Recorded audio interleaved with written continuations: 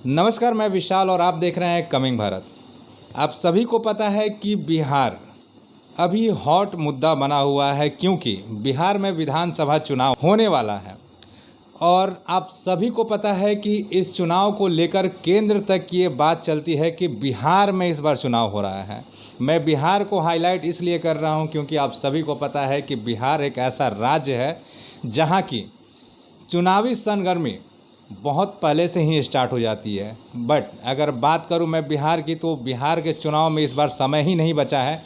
और आप सभी को एक बात और पता है कि इस बार विधानसभा चुनाव को लेकर हमारी टीम जो कि कमिंग भारत है, हर एक विधानसभा में घूम रही है, बात कर रही है युवाओं से, महिलाओं से, बुजुर्गों से कि उन्हें किस चीज़ की असुविधा हो रही है। इसी बीच हम लोग अभी दानापुर विधानसभा में भी घूम रहे थे। एक नाम उभर कर आ रहा था हमारे सामने, अभिनंदन यादव।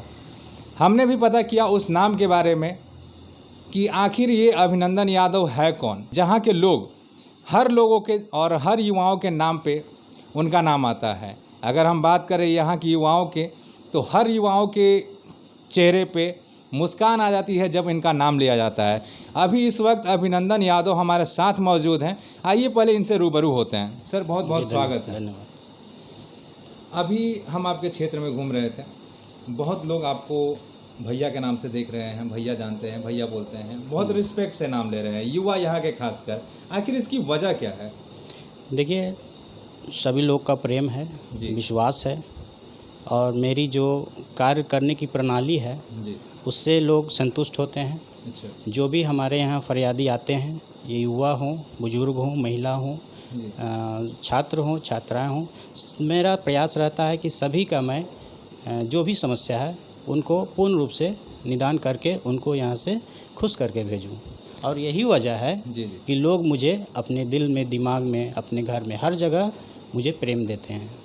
मैं आपसे एक बात पूछना चाहता हूँ। चुनाव आते ही आपका नाम लिया जा रहा है, कहीं ना कहीं यह संकेत तो नहीं है कि इस बार विधानसभा में आपका भी योगदान रहे? देखिए, चूँकि राजनीति में आज से नहीं हूँ, 10 साल से हूँ। अच्छा, तो मेरा नाम कोई नया नाम नहीं है। मेरा नाम हर लोगों के दिल में, जुबान पे होता है, इसलिए कि मैं कार्य करता हूँ जी। और नाम इसलिए लिया जा रहा है क्योंकि लोग मुझसे आशा करते हैं और वो पब्लिक, जनता चाहते हैं कि अभिनंदन यादव जी मुख्य रूप से राजनीति में आए, हमारे क्षेत्र का विधायक बने और जो हमारे एरिया का जो विकास जो छूट गया है उनको पूर्ण रूप से विकास करे। इसीलिए पूरे दानापुर की जो हमारे जो अभिभावक हैं, जो जनता हैं, वो सभी लोग आशा कर रहे हैं कि इस बार अभिनंदन यादव जी ही आएंगे। अभिनंदन जी, जैसा कि मैं अभी बहुत सुर्खियों में आप चल रहे हैं, यहाँ के लोगों के बीच चल रहे हैं। अभी आपने बीजेपी ज्वाइन किया है और हम सभी को पता है कि बीजेपी एक बहुत बड़ा प्लेटफॉर्म है क्योंकि माननीय प्रधानमंत्री बहुत सारी ऐसी योजनाएं लाए हैं और कहीं ना कहीं उस योजनाओं से भी आप जुड़े हुए हैं। तो कुछ आप अपने बारे में बताइए क्योंकि बहुत सारे ऐसे व्यूवर्स हैं, बहुत सारे ऐसे लोग हैं जो कि आपके बारे में बहुत कुछ नहीं जानते हैं। तो आप उन्हें अपने बारे में कुछ बताइए।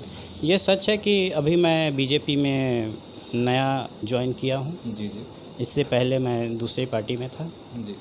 लेकिन चूँकि लोगों का इतना प्रेम है कि चाहे वो किसी भी पार्टी में हो, वो मुझसे अत्यधिक प्रेम करते हैं और यही वजह है कि कुछ ही दिनों में मुझे जो प्रधानमंत्री जी के द्वारा जो जन कल्याणकारी योजना जो चलाई जाती है उसके अंतर्गत मुझे जिला संरक्षण के पद पर मनोनीत किया गया है। बहुत बहुत बधाई हो उस चीज़ के लिए आपको हमारी टीम की तरफ से। जी, धन्यवाद।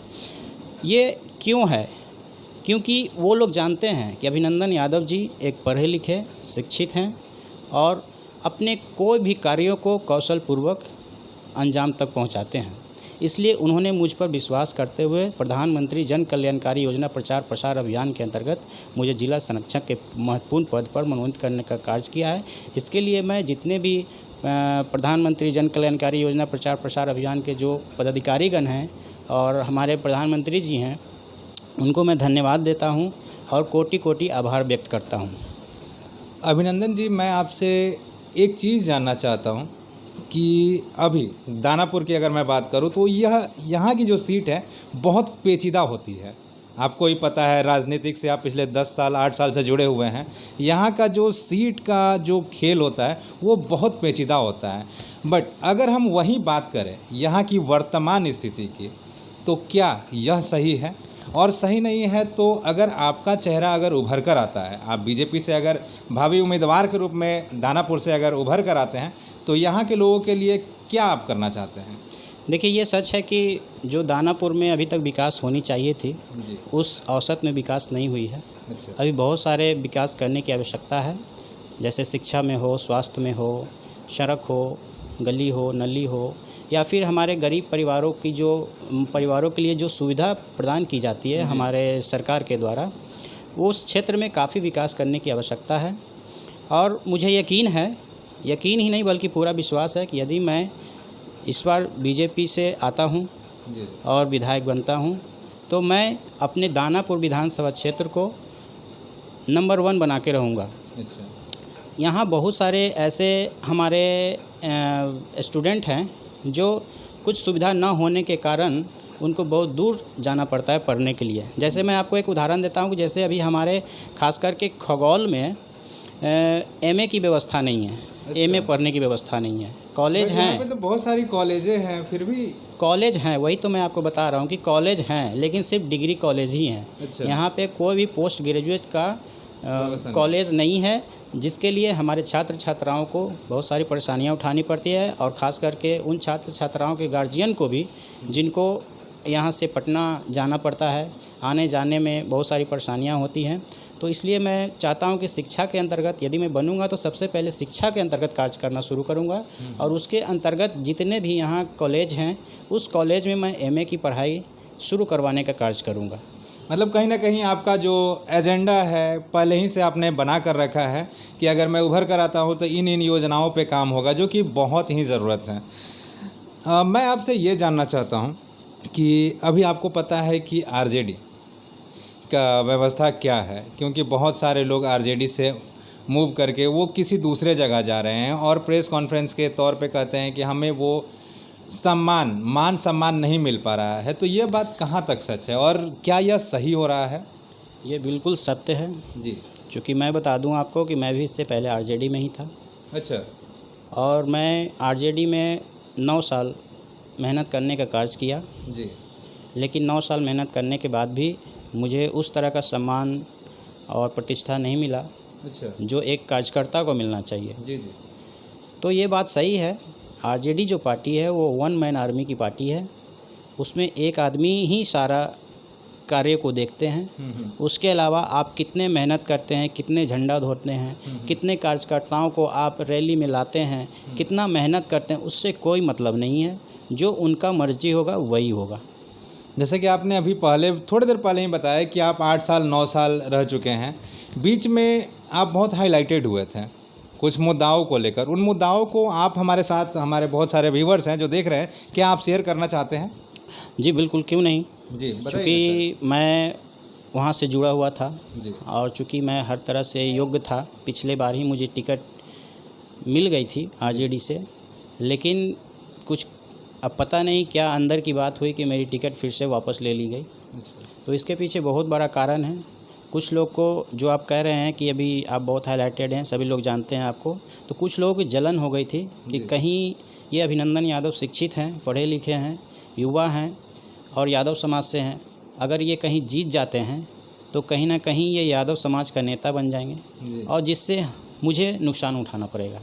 तो मतलब कहने का है कि कहीं ना कहीं आपके जो विपक्ष के लोग बने हुए हैं, उन्हें डर था कि कहीं ना कहीं अभिनंदन यादव हमारा जगह ना ले लें।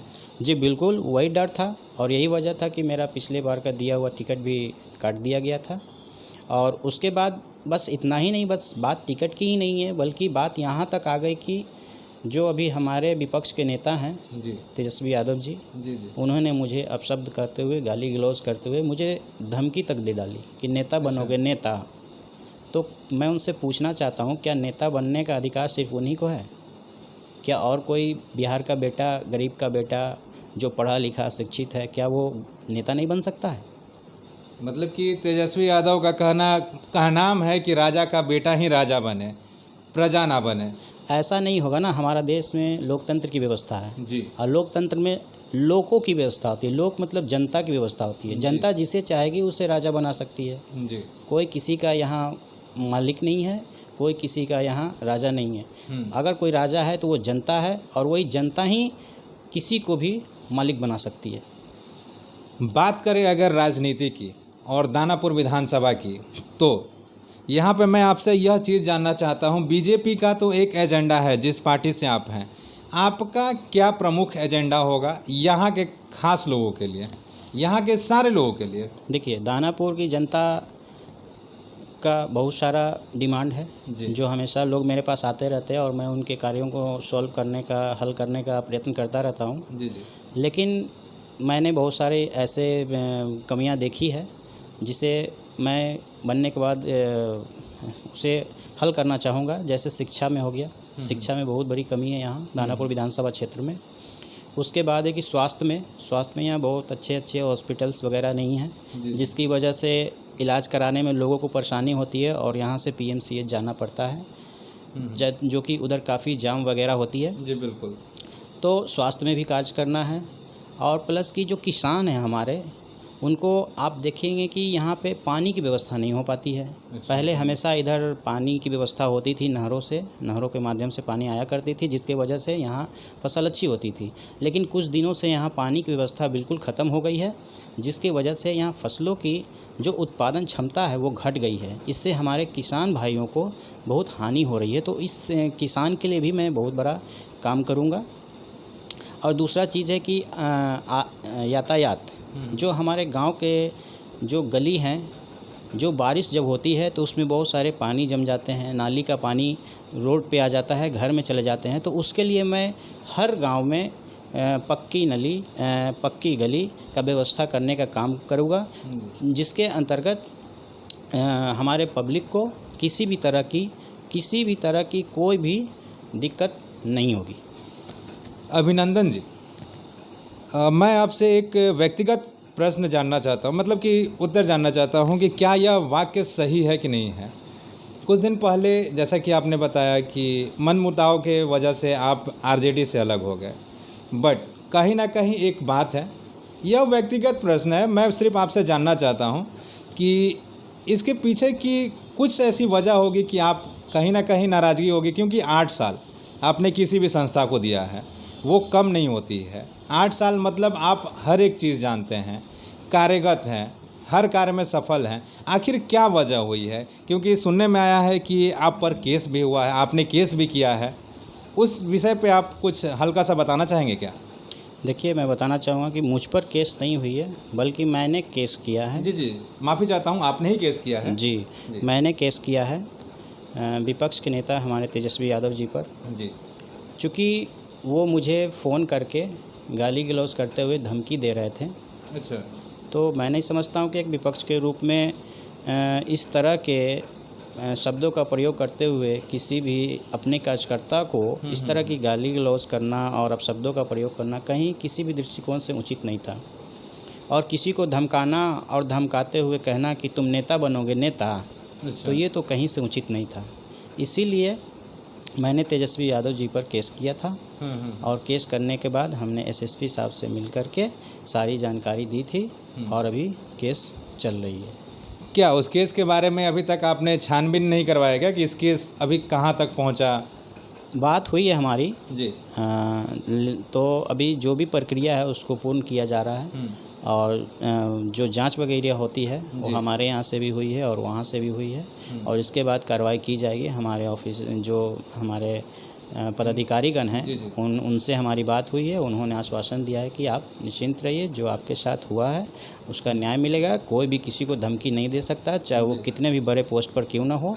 और आपकी जान को खतरा है तो आपकी जान के खतरा को देखते हुए हम लोग आपको सुरक्षा भी उपलब्ध कराने का प्रयत्न कर रहे हैं और मैंने भी सुरक्षा उपलब्ध कराने का मांग किया है। चूँकि एक बार नहीं, जब मैंने तेजस्वी यादव जी पर केस किया उसके कल होकर फिर से मुझे धमकी आया और बोला गया कि तुम बाहर निकलो, तुम्हारा दिमाग में गोली मारेंगे। अच्छा। तो इसके बाद मैंने IG साहब से मिलकर अपने धमकी को दिखाते हुए, ऑडियो सुनाते हुए मैंने वहाँ आवेदन दिया है कि सर मुझे जल्दी से जल्दी सुरक्षा प्रदान की जाए, क्योंकि मेरी जान को बहुत खतरा है। क्योंकि इतने बड़े धमकी का आना कोई आम बात नहीं होती है। यह घटना कब की है सर? ये घटना पिछले फरवरी की है। अच्छा। अभी लास्ट जो फरवरी बीती है उसकी घटना है। उसी समय मैंने केस किया था और उसी समय मेरे को धमकी आया था कि तुझे दिमाग में गोली मार दूंगा।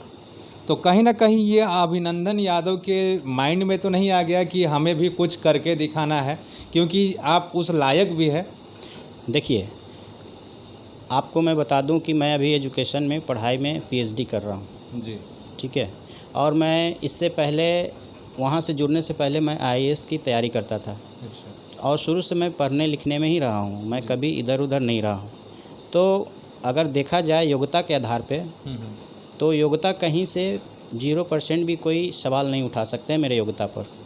क्योंकि जो पीएचडी की पढ़ाई है वो छोटी मोटी पढ़ाई नहीं होती है, बहुत बड़ी पढ़ाई होती है। इसके बाद आपको डॉक्टर की मानक उपाधि दी जाती है। तो मेरे पास सभी योग्यता होते हुए भी मुझे इग्नोर किया गया और इग्नोर करते हुए मुझसे जलन का भाव रखा गया। और यही वजह है कि मुझे धमकी दिया गया और धमकी दे करके मुझे मतलब इस क्षेत्र से हटाने का कार्य किया गया कि जैसे धमकी देंगे तो वे साइड हो जाएंगे तो ये आगे नहीं बढ़ पाएंगे।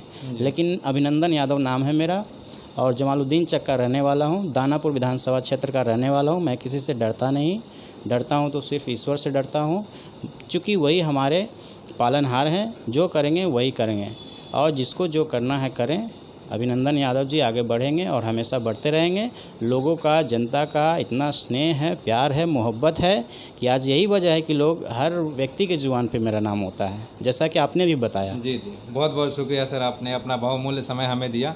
तो जैसा कि आपने देखा, इस वक्त हमारे साथ मौजूद थे अभिनंदन यादव, जो कि दानापुर विधानसभा क्षेत्र के लिए एक भावी उम्मीदवार के रूप में नज़र आ रहे हैं। बहरहाल ऐसे ही तमाम खबरों के लिए बने रहे हमारे चैनल के साथ। और हाँ, अभी तक आपने हमारे चैनल को लाइक, सब्सक्राइब और शेयर नहीं किया है तो जल्द से जल्द कर लें। धन्यवाद।